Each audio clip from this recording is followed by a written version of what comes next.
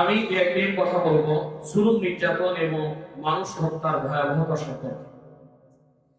আল্লাহ তাআলা সৃষ্টির সেরা জীব হিসেবে মানুষকে বানিয়েছেন। কোরআনে সূরাতুল বনী ইসরাঈলের ৭০ নম্বর আয়াত আল্লাহ তাআলা বলেন, ওয়ালাকাদ কাররামনা বানী আদম ওয়া হামালনাহুম ফিল বাররি ওয়াল বাহর ওয়া রাযাকনাহুম মিনাত তাইয়্যিবাতি ওয়া ফাদ্দালনাহুম আলা কাসীরিন মিম্মান খালাকনা তাফসীলা। এই আয়াতে কারীমার ভিতরে আল্লাহ তাআলা মানুষের মর্যাদা সবচেয়ে বেশি করে দিয়েছেন। তদ্রুপভাবে আল্লাহ তাআলা সূরাতুত তিনে আল্লাহ তাআলা বলেন, ওয়াত-তিনি ওয়াজ-যাইতুন। এই আয়াতের শেষে আল্লাহ তাআলা বলেন, লাকাদ খালাকনাল ইনসানা ফি আহসানি তাকওয়ীম। আমি আল্লাহ তাআলা মানুষের সৃষ্টি সবচেয়ে সেরা বানিয়েছি। একবার ফেরেশতারা আল্লাহ তাআলার কাছে প্রশ্ন করেছিল, আল্লাহ, আপনি দুনিয়ার ভিতরে মানুষকে খাওয়ানোর সুযোগ দিয়েছেন, পান করার সুযোগ দিয়েছেন, চলাফেরা করার সুযোগ দিয়েছেন। قالت رب يا ربنا أعطيت بني آدم الدنيا يأكلون فيها ويشربون فيها ويلبسون فيها। তারা তো দুনিয়াতে খায়, পান করে, ঘোরাফেরা করে।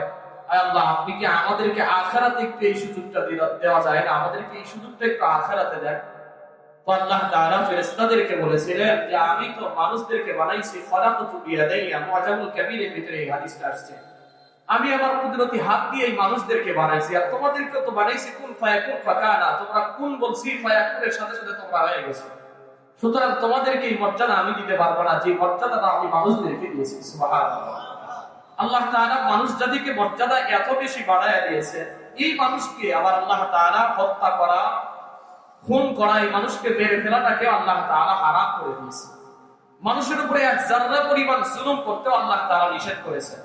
আল্লাহ তাআলা কোরআনুল কারীমের ভিতরে বলেন, ওয়া তারায যালিমিনা লাম্মা রাআউল আযাব ইয়াকুলুনা হাল ইলা মারাতিন মিন সাবিল। কিয়ামতের ময়দানে জালিমদের অবস্থা কেমন হবে? কিয়ামতের ময়দানে সূরাতুশ শুআরা 44 এবং 45 নম্বর আয়াতের ভিতরে আল্লাহ তাআলা বলেন, কিয়ামতের ময়দানে ওই জালিমরা আল্লাহ তাআলার কাছে বলবে, আল্লাহ, আজকে আমাদেরকে কি একটু সুযোগ দেওয়া যায় না? আমরা দুনিয়াতে যাব, দুনিয়াতে কি আমরা আবার ভালো হয়ে যাব, আমরা আর জুলুম করব না। وتراهم يعرضون عليها خاشعين من الذل ينظرون من طرف خفي। ওই দিন জালেমগুলো মাথা নিচু করে থাকবে, আল্লাহ তাআলার সামনে এক জাররা পরিমাণ মাথা উঠানোর সুযোগ পাবে না। কিয়ামতের ময়দান আল্লাহ তাআলা বলেন, না, আজকে তো তোমাদের জুলুমের কোন রকমের ছাড় নাই। জালেমরা ওই দিন আল্লাহ তাআলার কাছে আশাবাদী হয়ে থাকবে, ওয়ালাউ আন্না লিকুল্লি নাফসিন যুলুমাত মা ফিল আরদি লাফতাদাত বিহি। আজকে যদি আমাদেরকে আমাদের দুনিয়ার সম্পত্তির বিনিময়ে, দুনিয়ার সমস্ত সম্পদের বিনিময়ে যদি আমাদেরকে আজকে রেহাই করা হইতো, তো আমরা আজকে রেহাই পেয়ে যাইতাম। কিয়ামতের ময়দানে আল্লাহ তাআলা এক যাররা পরিমাণ জালেমদেরকে ছাড় দিবে না। আল্লাহ তাআলা বলেন, ওয়াস-সালিমিনা আ'আদ্দা লাহুম আযাবান আলীমা। আমি জালেমদেরকে কঠিন থেকে কঠিন শাস্তি দান করব। আল্লাহ তাআলা সূরাতুল আহকামের ভিতরে বলেন, ইন্নাল্লাহা লা ইয়াহদি সালিমিন, ইন্নাল্লাহা লা ইয়াহদিল কওমাস সালিমিন। আমি জালেম কওমদেরকে কোনদিন আমি আল্লাহ তাআলা হেদায়েত দেই না।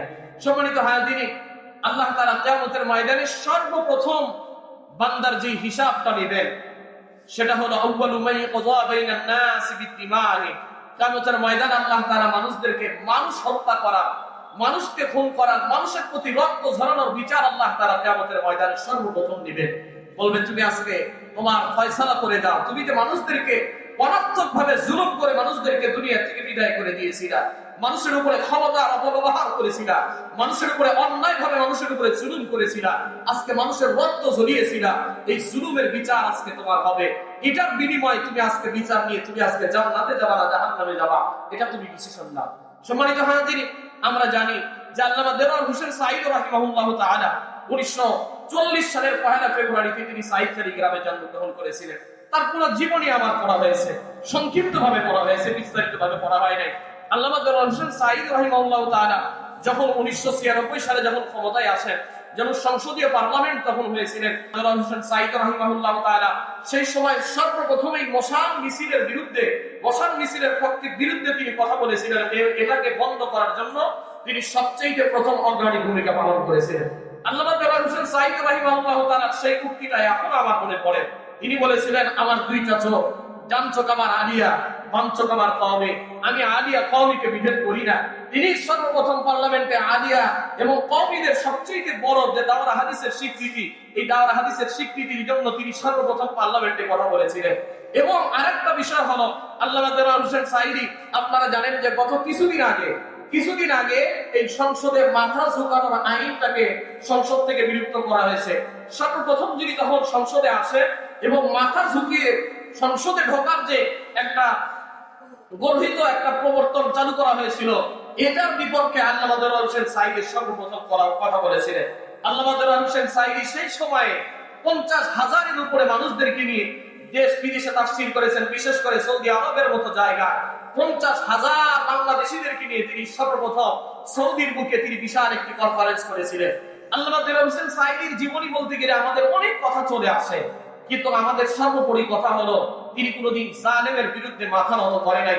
2013 সালে যখন তাকে 2012 সালের 8 ফেব্রুয়ারি যখন তাকে 20টি অপরাধ একের পর এক রাজাকার বানিয়ে দুর্ধর্ষ মামলাগুলো তার বিরুদ্ধে দেওয়া হয়েছিল, জেনাকারের একটা আবির্ভাব তার উপরে দেওয়া হয়েছিল, আল্লামা দেওয়ান হোসেন সাঈদী একটা কথা বলেছিলেন যে আমার 1971-এর একটা ফোঁটা রক্ত, একটা ফোঁটা ধুলাবালি আমার শরীরে লাগে নাই। যারা আমাদেরকে রাজাকার বলে তারা পিত্ত পরিচয় জানার সন্তান, কথা বলে ঠিক কিনা? আল্লামা দেওয়ান হোসেন সাঈদীর সন্তানের জানাজায় তিনি দাঁড়িয়ে বলেছিলেন, ওই আল্লাহর কসম করে বলতেছি, আমি আল্লামা দেওয়ান হোসেন সাঈদী যদি রাজাকার হয়ে থাকি, আমাকে আল্লাহ তাআলা যেন কিয়ামতের ময়দানে অন্ধ করে যেন আল্লাহ তাআলা আমাকে কাঠগড়ায় দাঁড়ায় দেয়। আমার শরীরে 1971 সালে একটা কাদা পানি আমার শরীরে লাগে নাই, তবুও এই জালেম সরকার আল্লামা দেওয়ান হোসেন সাঈদীকে 2013 সালে গ্রেফতার করে একের পর এক মামলা দিয়ে একের পর এক তাকে মামলা দিয়ে 10 বছর সশ্রম কারাদণ্ডে মৃত্যুদণ্ডিত করা হয়েছিল, ফাঁসির আসামি করা হলো, আপিলের পরে তাকে মৃত্যুদণ্ডে দণ্ডিত করা হলো। এতেও তারা শান্ত হয় নাই।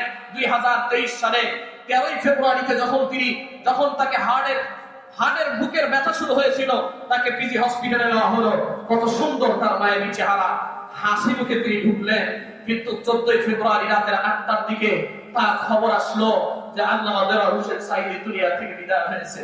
হাজার হাজার মানুষ সেদিন চোখের পানি ফেলেছিল। কওমি নাই, আলিয়া নাই, জামাত নাই, বিএনপি নাই, সর্বপ্রকারের মানুষ আল্লামা দেওয়ান হোসেন সাঈদীর মৃত্যুর শোকে শোকান্তিত হয়েছিল। আল্লামা দেওয়ান হোসেন সাঈদী এমন একজন মানুষ, যে মানুষটা প্রত্যেকটা মানুষের হৃদয়ে জায়গা করে দিয়েছিল।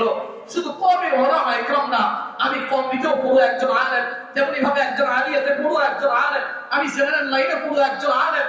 আমি আল্লামা দেওয়ান হোসেন সাঈদী সেই কথাটুকুই লালন করি। আল্লামা দেওয়ান হোসেন সাঈদী বলেছিল, আমার এক চোখ আলিয়া আর এক চোখ কওমি, আমি আমার এই মতবাদটুকুই প্রচার করি।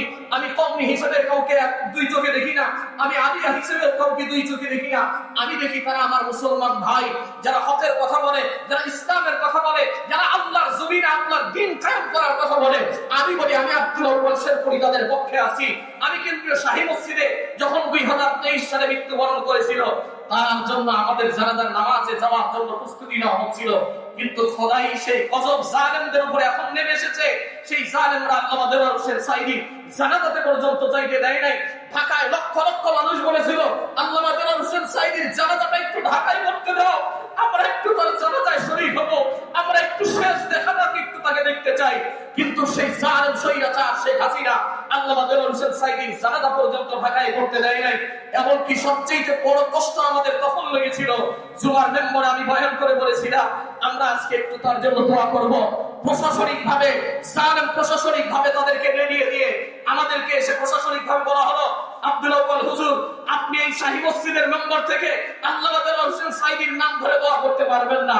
বললাম, ঠিক আছে, একদিন না, আবারও আপনাদের একটা দিন আসবে, সেই দিন আপনাদের নাম ধরেও আল্লাহর এই জমিনে একটা মানুষ দোয়া করার জন্য কাঁদবে না, ইন্নালিল্লাহ তো পড়বেই না, বরং আপনাদের মৃত্যুর সময় আলহামদুলিল্লাহ বলতে মানুষ বাধ্য হয়ে যাবে। কথা বলে ঠিক দিয়ে সময়ের এই অভিশাপ, সময়ের এই জুলুম মানুষ স্মরণ রাখে। আসলে আমরা ইতিহাস থেকে শিক্ষা নিতে চাই না।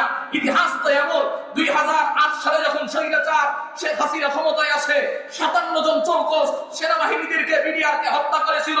2013 সালে শাপলা চত্বরে আলেম ওলামাদেরকে মুখের উপরে বুলেট চালিয়ে আলেমদেরকে দুনিয়া থেকে বিদায় করেছিল। শেখ হাসিনা স্বৈরাচার সরকার বলেছিল তারা রং মেখে আছে। আমার মনে হয় ইতিহাসের প্রথম মানুষদেরকে হত্যা করার পরে, মানুষকে মেরে ফেলার পরে আল্লামা দেওয়ান হোসেন সাঈদী সহকারে হাজার হাজার মানুষদের মেরে ফেলার পরে তিনি বলেছিলেন, আলেম ওলামারা রং মেখে শুয়ে আছে। নাউজুবিল্লাহি মিন যালিক।